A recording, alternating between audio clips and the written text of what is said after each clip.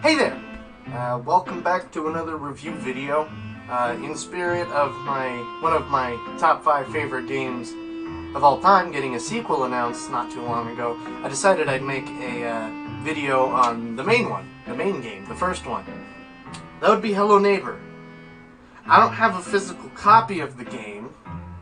All of my copies are digital. One day I hope to have a physical copy, but this one, I'm just using a pop figure as a representation because I don't know what else to use as a representation of a, 3-year-old horror game that really nobody gives a crap about anymore. Yeah. I decided I'd talk about it. It's in my top 5 favorites. I like the game.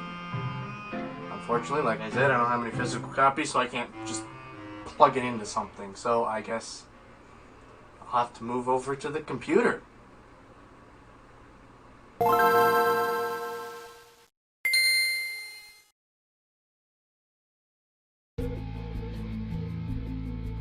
One thing that makes Hello Neighbor unique is that most of its development was publicly available online. In fact, 8 out of the 10 known builds were publicly playable, along with the test level. The prototype build was first put together by Dynamic Pixels in 2015. A trailer was shown featuring an opening cutscene and some gameplay. This game showed a lot of potential, so much so that TinyBuild, another game company, became the publisher and the owner of Hello Neighbor. Not a lot of the neighbor's houses seen in this build, only a total of 5 rooms out of the 10 are shown, and the player's house is not even shown. Not a lot is known about this build until the release of Alpha 1 when someone found the models of the house.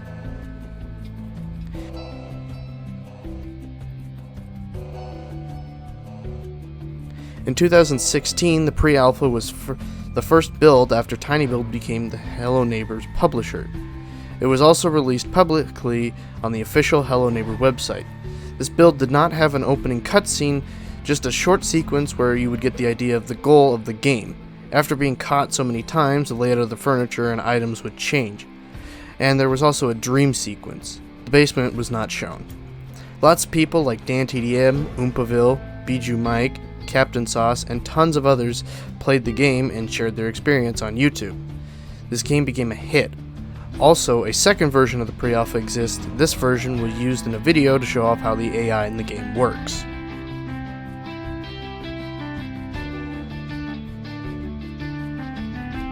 Alpha 1 was most people's introduction to Hello Neighbor. Despite the pre-alpha doing so well, it flew under a lot of people's radars. The difference between the pre-alpha and the Alpha 1 is that the Alpha 1 was released on Steam and Humble Bundle as the early alpha access.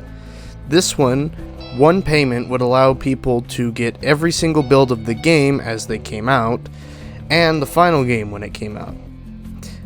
The build of Alpha 1 had an opening cutscene and an opening sequence similar to the pre-alpha, and a cutscene that shows you the goal of the game, but due to poor programming, it doesn't play at the correct time. There's also a dream sequence. The basement is not shown. The house is also much larger than the previous build, and it has a second floor. There was a planned third floor, but it was cut before it could be completed.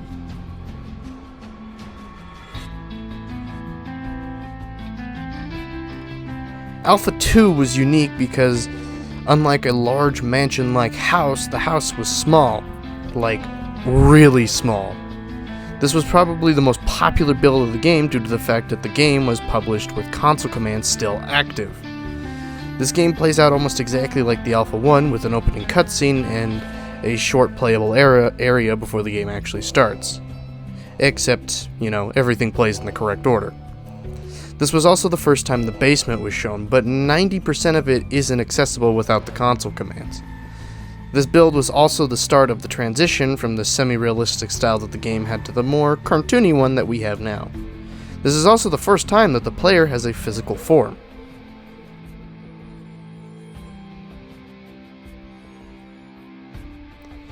The test map is, it's test map. It tests the item's functionality.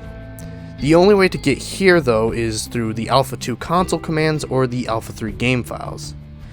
It is a large house, and that's really all I can say about it.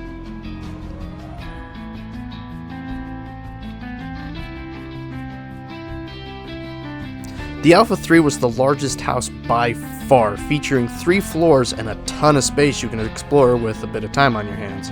This house would eventually evolve into the house that became Act 3 in the final game. This build has one cutscene and throws you straight into the action. The basement is not shown, and the entire build takes place at night. This is also the first appearance of the Thing.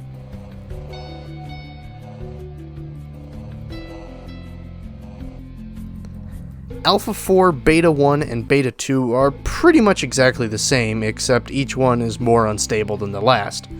Alpha 4 has officially introduced the Fear maps, Fear Darkness and Fear School.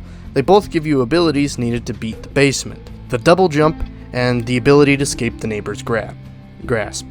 These first appeared in the Alpha 3 game files, along with the previously mentioned test map, but the Alpha 4 obviously officially introduced them. Beta 1 and Beta 2 do not have the basement or the Fear Darkness map, but do introduce a new Fear map called Fear Supermarket that lets you stay hidden from the neighbor in plain sight while crouching. Beta 2 was also never publicly announced, but was playable from the Properties menu on Steam.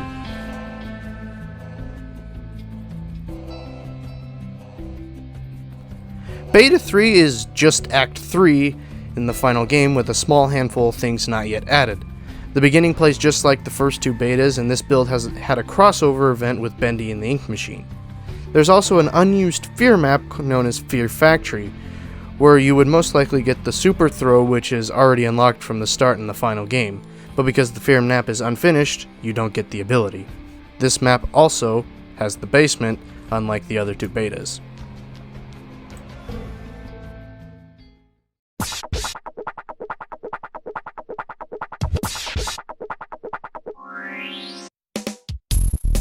Anyway, as a quick FYI, for the beginning part of this segment, most of this information came from the book and the cartoon pilot thing that they released on YouTube. Anyway, we're on to the main game now. The final story of this one is you play as Nicky Roth. You move into a new house in Raven Brooks. He becomes friends with the kids across the street, Aaron and Maya Peterson. After some time, the Petersons' mom dies in a car crash, and only a few days later, both Aaron and Maya both go missing.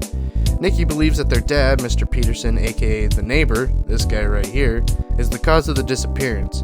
He watches Peterson for a few months, and eventually one day, while Nicky was playing with his ball in the street, he sees Mr. Peterson doing some fishy things and goes to investigate, only to get kidnapped and locked in the basement. At least that's how it goes in the game. In the cartoon, the ball just rolls into the middle of the road and Nicky goes out to grab it and gets kidnapped. It's pretty stupid. That's just Act 1 and Act 1. Act 2 is Nicky breaks out of his cell and proceeds to trash the Peterson house just so he can get out of there. Yeah, that's about it. And, I guess him and his family move away when he returns home from being kidnapped. Act 3 takes place later when Nicky is all grown up. He has moved out to live on his own. He gets evicted from his apartment and decides to return to his old childhood home in Raven Brooks. He gets there. Not much has changed except that the Peterson house has been burnt to a crisp. He gets into his own old house and has a minor PTSD attack and decides to take a nap. In that nap are the final 2 acts of the game, and Nicky faces his fears in his dream and wakes up the next morning and everything is fine. The end.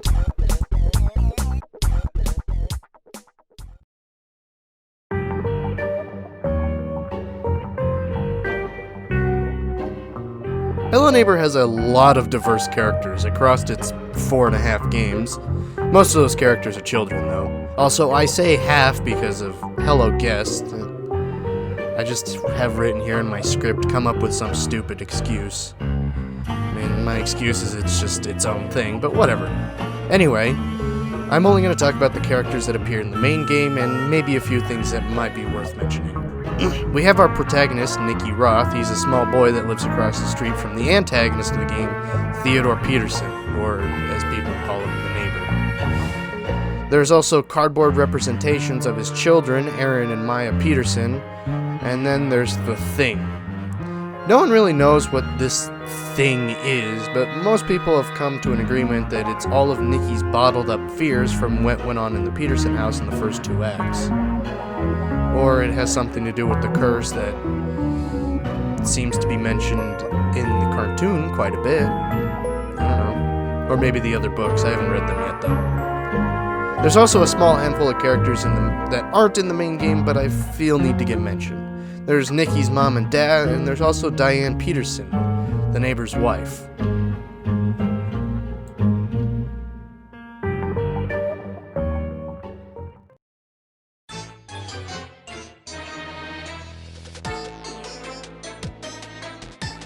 The main game of Hello Neighbor is split into 4 acts, each of them different from the last.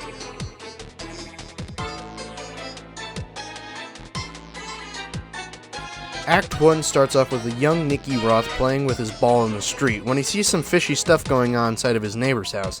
He decides to go and investigate and try to get into the basement. He successfully gets in the basement, but ends up getting kidnapped.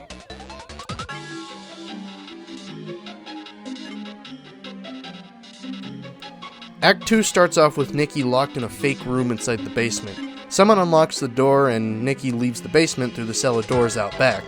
Nicky then explores the newly modified Peterson house to try to get over the wall that now surrounds it.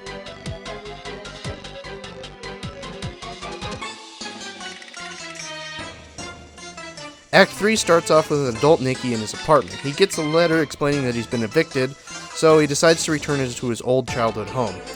After getting there, Nicky suffers from a PTSD attack or something like that and decides to take a nap. He ends up having a dream that plays out similarly to the events of Act 1, only in a crazier version of the Act 2 house. Not only does Nicky have to figure out puzzles inside of this new house, but he also has to explore 3 fear maps to gain abilities to beat the basement. After going through the basement, Nicky must get a giant Mr. Peterson onto his knee so he can get to a house that sits on his back.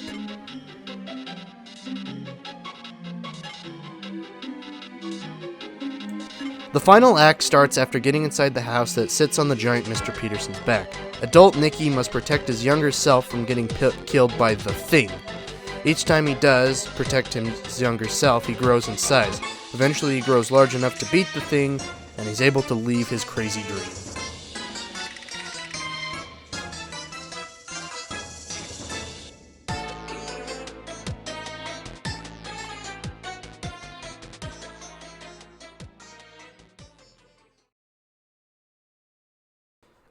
So I forgot to record an outro for this, so, yeah, that's pretty epic. I just wanted to say, be sure to like the video, leave a comment. It really does help the videos. It might not seem like it, but it really does. Also, subscribe. Like, 96% of you who watch my stuff aren't. Why aren't you? I swear my content will get better as time goes on. I'm only 16. Anyway, like the video, leave a comment, subscribe, hit the bell if you want to, and I'll see you in the next video.